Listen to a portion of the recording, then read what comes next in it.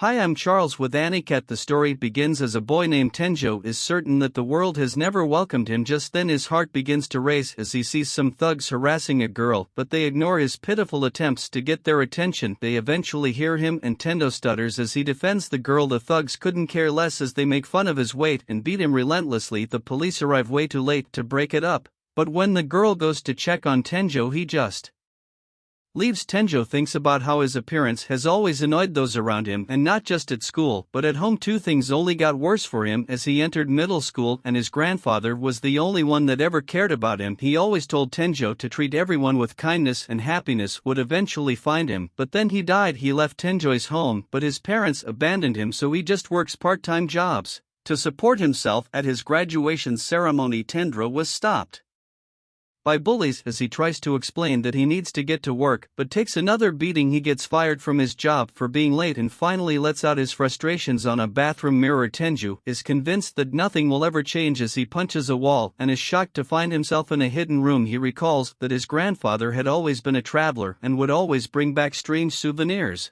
After he goes through a strange door, a screen pops up and reveals that he has acquired several skills, including one titled First Time Traveler to Another World. He wonders what kind of door it is, and another screen pops up to explain that it's a door to another world. The door's master can utilize its many functions and it cannot be destroyed. He realizes this menu popped up because he also has the appraisal skill and uses it to see all his other skills. Tendro then brings up his stats, but isn't too happy about the embarrassing results as everything is level 1. A menu explains that leveling up grants 10 points that can be distributed to stats. Otherworlders get 20 instead of 10. However, those that are first-time travelers to a different world get 100 points each. Level up. A look outside reveals he is in fact in another world, and he finds a letter he can't read. Fortunately, he earns a skill that allows him to comprehend all languages. The letter is from a sage that has left the house to anyone that finds it, and no one else will be able to enter thanks to magic. Picking up a sword reveals that it's the great omnipotent sword that can cut through anything, but only when used by Tenjo. He falls trying to wield it though, and learns that numbers indicate proficiency from 1 to 10. He is a level 1 swordsman, so he finds another weapon. It's the absolute spear that is said to be able to pierce through anything, but again only if it's used by Tenjo. The death sight is just as fearsome as it can kill even a god of death, and any cut made, no matter how small, will prove fatal to the one who receives it. Tendro tries out all the weapons and determines that they are all incredibly dangerous. He can't understand why he is able to wield such weapons and finds that he has the true martial arts skill. It allows for depth use of all weapons and forms of hand-to-hand combat. Tendo puts the weapons away as he thinks about how he actually isn't able to use him that well, and is shocked when a level 300 ogre attempts to attack him. The monster's determined to get in as Tendo considers just throwing his weapon. He musters up every ounce of strength he has to throw it and surprises himself when the monster is defeated. Even more shocking is that this makes him reach level 100 in all. His stats have several points for him to use. He heads home to rest and shockingly finds that the drops from the monster are converted to cash. That night, Tendro experiences excruciating pain and wakes to find that his body has completely transformed. He isn't as shocked as you'd think and heads back to the alternate world to find clothes that actually fit him there. Tinder uses a bottomless watering can to water a plant he has never seen before. Analysis reveals that this herb can cure every injury and illness, even if one is missing all 4 limbs or has lost one's eyesight. It's so rare that people think it's only a legend. Several other plants are just as unbelievable potentials. Getting used to it, just like he's getting used to destroying the monsters that keep showing up. This last monster drops a rare item and boosts his stats instantly while giving him the skill allowing him to sense the presence of others. Tanju spends all his time tending to his new property to forget about his real life, but eventually becomes genuinely interested in learning about the new world. Tenju is finally becoming happy but realizes that the next day things will go back to normal as school will be starting again thanks to his broken mirror. Tendo hasn't fully seen his transformation, but everyone around him admires his good looks. His old bullies thinks he is a transfer student, but everyone is absolutely stunned when he tells them that he is Tenjo. Of course no one believes him, and Tendo then shocks himself when he finally looks in a mirror. His brother and sister can't believe it either, as Tender is supposed to be a loser, but he explains that a lot happened over the summer. Their conversation is interrupted as a girl has come looking for Tenjo and is surprised to see that he has slimmed down quite a bit. She must remind a very confused Tenjo That she was the girl he rescued by the convenience store. She had desperately been trying to find him to say thank you, and invites Tenjo to join the Super Elite Jose Academy. Her name is Kaori and her father is a member of the academy board. Tenjo is grateful, but explains that he doesn't have the aptitude for such an elite school. His siblings would like to take his place, but Kaori rejects them. Their daily words and deeds have been thoroughly investigated, and she would never invite anyone that has hurt Tenjo. She explains that the academy prioritizes strength of character above all else, so Tender will do just fine. Kaori's father, named Takasa, thanks Tendel for rescuing his daughter. Tendro tries to say that it wasn't a big deal, but Kaori points out how everyone else just looked away. Tsukasa even offers to pay for his tuition, but Tender once again puts himself down by pointing out that he isn't a genius like those at the academy. Tsukasa believes that a genius is merely someone that is able to find the right way to direct their efforts more quickly than others. The academy was built for people like Tenjo, and all he needs to do is take his time and begin to face himself. Tsukasa insists that he take a trial enrollment, and later we see that Tenjo stands outside his first class's door. He fears that he won't be able to fit in, but remembers how Tsukasa told him to challenge himself and have fun. Tenjo introduces himself to the class, but becomes concerned when they don't react at all and thinks he might even start to cry. Jess then whispers about how handsome he is, begin to sweep the room, and when student claims that he finally has a formidable rival, Tenjo then takes a seat and shares a book with the girl named Hyoto. Tendo is surprised to see that the lesson is pretty similar to what he's used to, but all the students are much more positive and proactive. After class, students bombard him with questions, but another classmate named Rio breaks it up. They head to lunch and Tendro is in disbelief at the variety of food at such an affordable price. Another boy named Shinjo introduces himself and Tendro instantly gets along with them,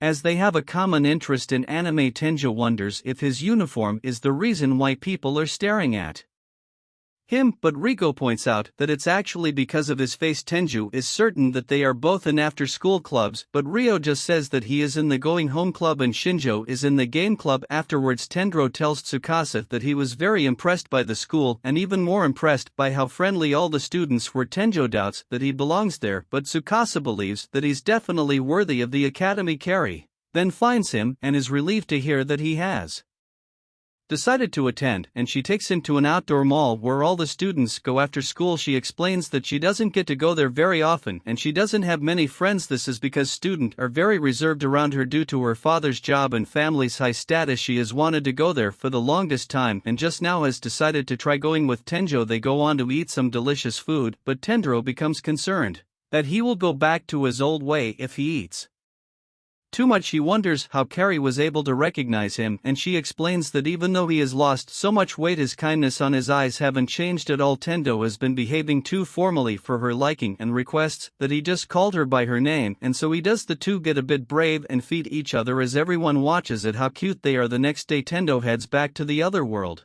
as he is concerned that once he is enrolled at the academy, he won't have any free time. Upon killing a monster, he finds that he is now level 235, but is leveling up more slowly. He is certain that there are more powerful monsters outside his fence and decides to venture out. The second he steps out, he hears screaming and finds that a monster has massacred a group. He is stunned to see that a human girl is still alive and instantly jumps into action. After easily defeating it, he is attacked by another monster, but determines that he can't match this one's power or speed. Tendro's strength lies in his weapon-wielding abilities though, and uses it to defeat the beast. Later, Tundra prepares for school as he recalls how he left the girl who fainted. His people came to help her. He thinks about how he finally has some money now and decides to buy himself some clothes. Tendo still hasn't gotten used to all the staring. His people wonder if he is a movie star. Nearby, a man is furious as a male model hasn't shown up for a photo shoot. His female counterpart has been waiting all day, but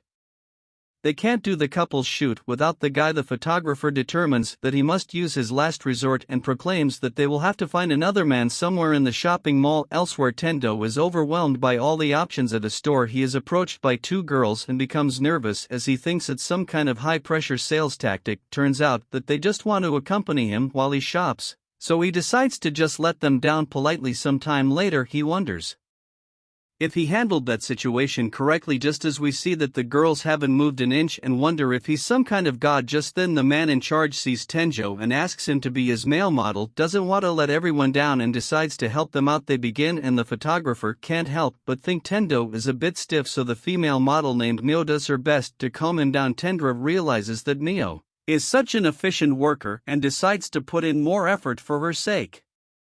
The photoshoot continues as Tendo can hardly contain his excitement, but everyone is glad to see that the photoshoot has gone so well. Back in the other world, the girl Tendro saved wonders who he was seemingly fed up. She heads out as her guardians wonder where the princess is going, and she explains that she's going to him. She is told that it's impossible for someone to live in that forest, but she is determined to thank him for saving her life. She is warned that there will be incredible danger, but explains that all the knights will be coming with her. Back in the real world, Mio apologizes to Tenjo for getting him caught up in the photoshoot. He realizes now how hard it is to be a model and reveals that he has never worn clothes like the ones he is wearing now. His life had no connection to anything like fashion, and the world of modeling was so different from his that he never thought about it. Neil reveals that she became a model because she wanted to be seen. Her parents were always busy, so they never spent time with her, and she wanted them to acknowledge her. She has fans now though, and they become happy when they see her on TV or magazines, so that makes her happy. She hopes that they are inspired by her and thinks that Tendo should give modeling a try. The photographer uses the opportunity to take pictures of them, but the real male model arrives soon after. Spectators begin to whisper as they realize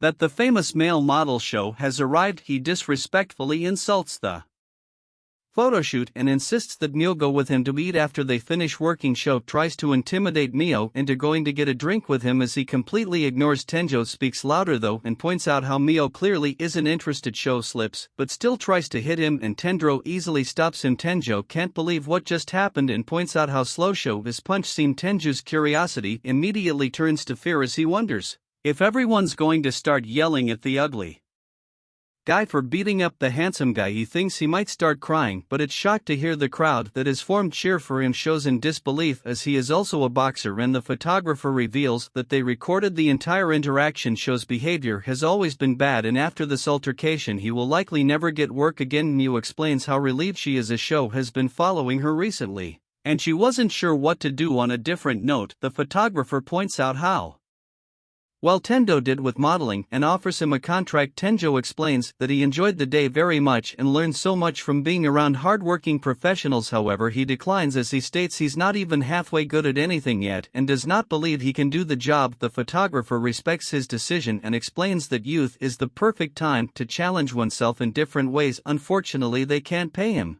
since he isn't part of the agency, so they give him clothes.